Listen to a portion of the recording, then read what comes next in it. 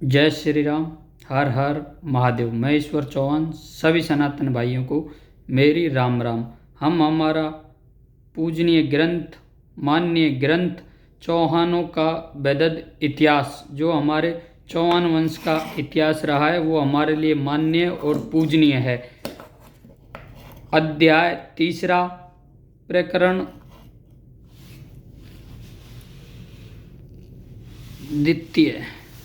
तृतीय।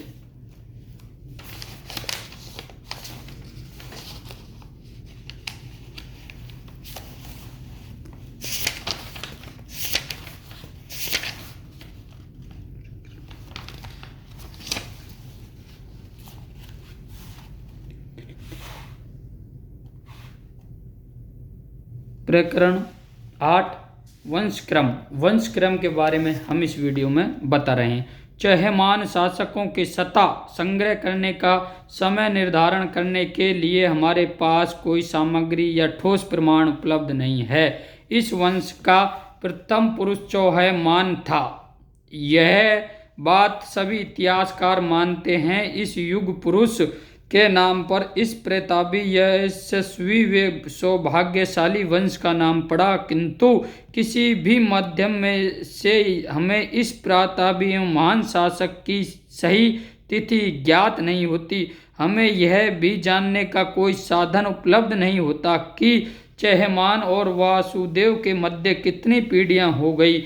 उनके वंशधरों की कोई तिथि की जानकारी नहीं है। यह बहुत कुछ संभव है कि गुप्त वंश के शासन के अंत में जब चूहण का आक्रमण देश पर हुआ, तब यानी ईसा की 5वीं शताब्दी के अंत में यह ईसी की 6ठी शताब्दी के प्रारंभ में चहेमान का जन्म हुआ हो। इसका जन्म सांभर अजमेर के राजघराने में हुआ था। इस क्षेत्र पर इनके पूर्वजों का शताब्दियों पहले से शासन चला आ रहा था।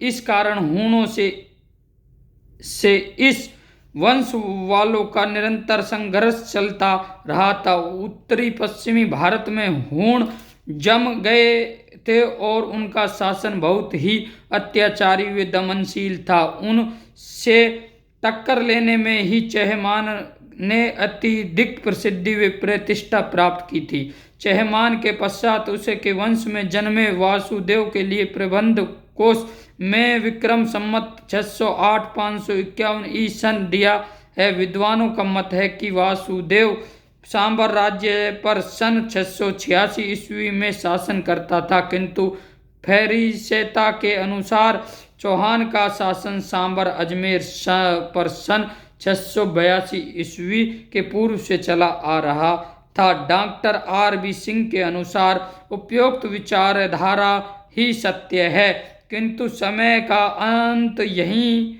नहीं हो जाता। वासुदेव के वंशधरों की तिथियां भी जानने का हमारे पास कोई साधन नहीं है। हम केवल महाराज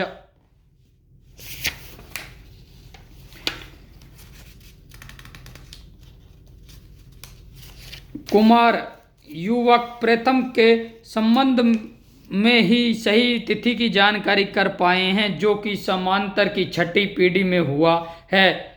भुवक प्रथम के मध्य में सीकर के समीप हर्ष मंदिर में लगे हर्ष शिलालेख में सन 973 ईस्वी लिखा गया है। उस समय युवक प्रथम ने नागैवलोक में भारी प्रसिद्धि प्राप्त की थी।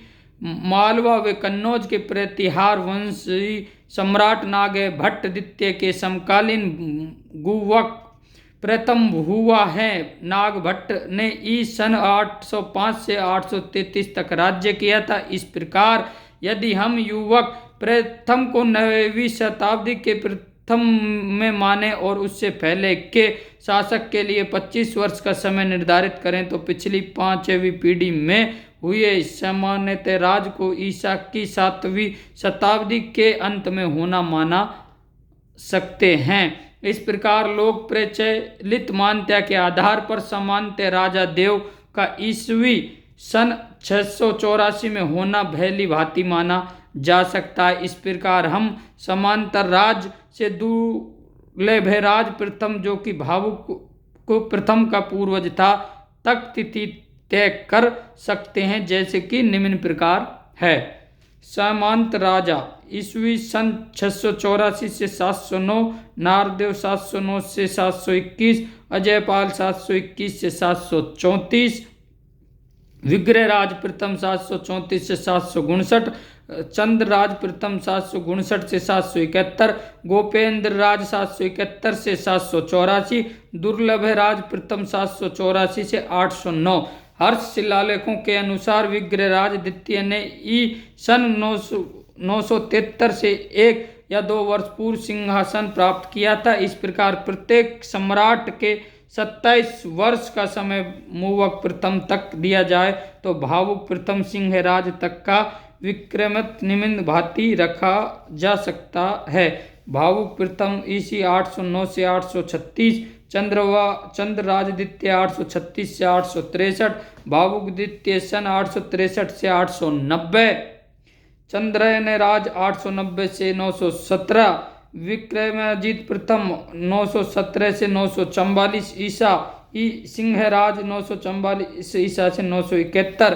सिंहराज का उत्तराधिकारी विग्रहराज द्वितीय था, जो ईसा सन 971 में सिंह सेनारूढ़ हुआ। इस सन 973 के हर्ष शिलालेख में अतिरिक्त सिक्कराय जी सीकर के शिलालेख सन 998 में विषम 1055 भी है और किन्नरसी दान पात्र में भी इसके भाई व उत्तराधिकारी का समय विषा 1056 सन 999 किया है। इन शिलालेखों से प्रकट है कि विग्रहराज द्वितीय ने 27 वर्ष तक राज्य किया और सन 998 में उसका भाई उत्तराधिकारी हुआ, जो दुर्लभ राज द्वितीय था, जो 999 सन अवश्य ही गद्दी पर था।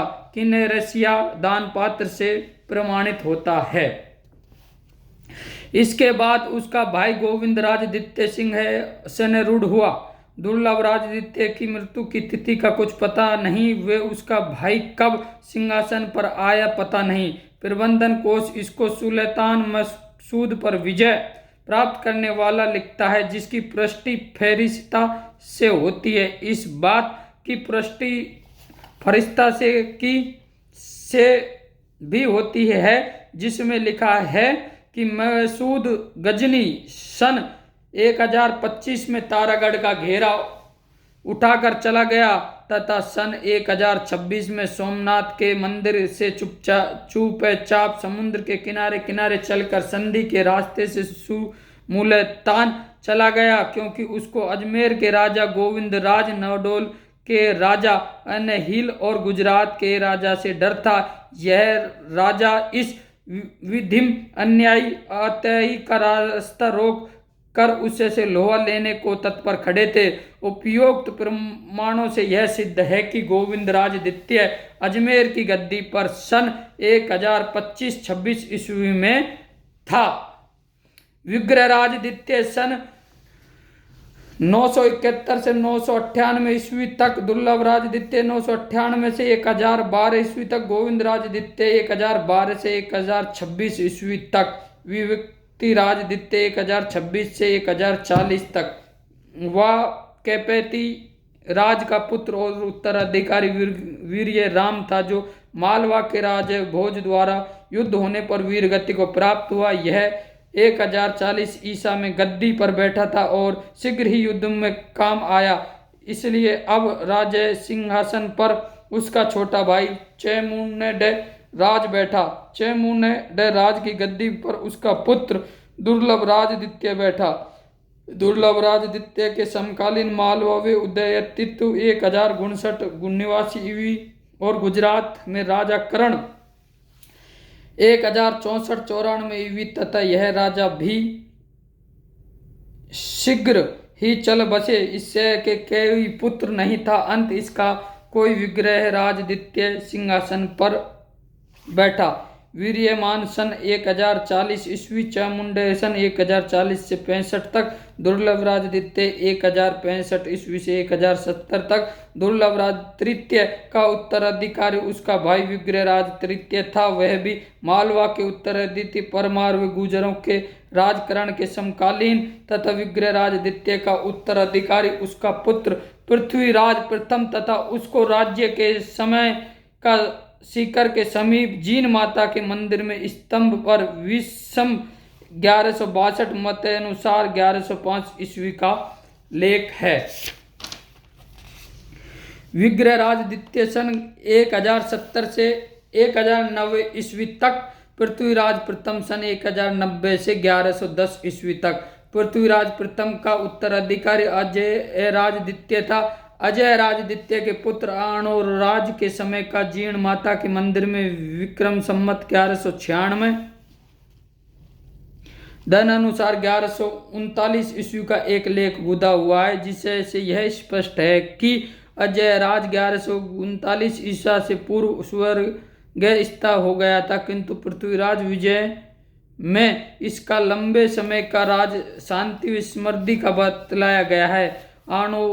अर्णोराज के काल का अंतिम समय 1150 का उल्लेख हमें गुजरात के राजा कुमारपाल से युद्ध और उसमें अर्णोज की पराजय का मिलता है। इसके पश्चात विग्रहराज चतुर्थ द्वारा 1192 ईवी में दिल्ली विजय कर लेने का विवरण मिलता है। इस प्रकार भिन्न प्रकार पीढ़ी वार समय मिलता है। अजय राज द्वितीय 1010 से 35 तक, अर्णोज सन 1035 से 50 तक, जयदेव सन 1150 ईस्वी तक। विग्रहराज चतुर्थ सन 1050 से 1164 ईस्वी तक। अर्णोज की उसके पुत्र जयदेव ने सन 1150 ईस्वी में मृत्यु कर डाली और स्वयं राजा बन बैठा, किंतु शीघ्र ही उसी वर्ष उसके छोटे भाई विग्रहराज चतुर्थ विशाल देव ने उसे हटाकर स्वयं सिंहासन पर बैठा। दिल्ली के शिवलिंग स्तंभ लेख जो सन 1164 ईस्वी में विग्रहराज चतुर्थ ने लगवाया था, उसे से विग्रहराज के काल का पता चलता है। यह स्तंभ फिरोज शाह की लाट के नाम से प्रसिद्ध है। सन 1164 ईस्वी का वर्ष विग्रहराज का अंतिम समय था। विग्रहराज चतुर्थ की गद्दी पर उसका पुत्र अपर गंगे बैठा, किंतु शीघ्र ही सन 1167 ईस्वी में उसे जयदेव के पुत्र पृथ्वीराज द्वितीय ने हटाकर स्वयं राजा बन गया।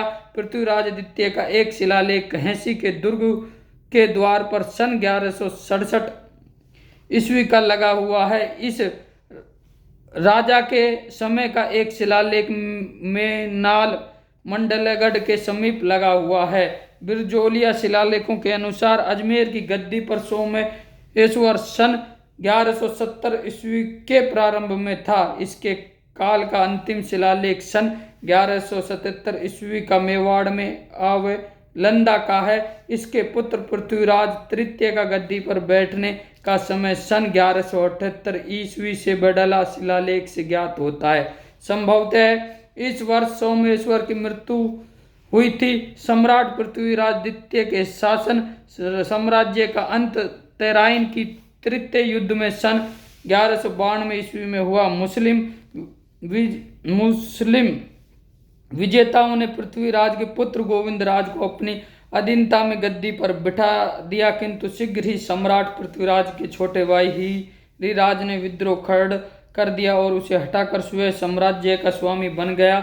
यह सब सन 1193 ईस्वी में हुआ। वह 1194 ईस्वी तक गद्दी पर रहा। टटोरिया के मंदिरों में मूर्ति पर हरिराज द्वारा दान में ग्राम देने का उल्लेख करते हुए लेख है। सन 1194 ईस्वी का है। इसके बाद गोविंदराज ने रणथंभौर के दुर्ग में जाना बढ़ा, जहां एक शताब्दी से अत्यधिक समय तक चहमानों का राज्य रहा। पीढ़ी दर पीढ़ी वर राज्य काल निम्न प्रकार रहे।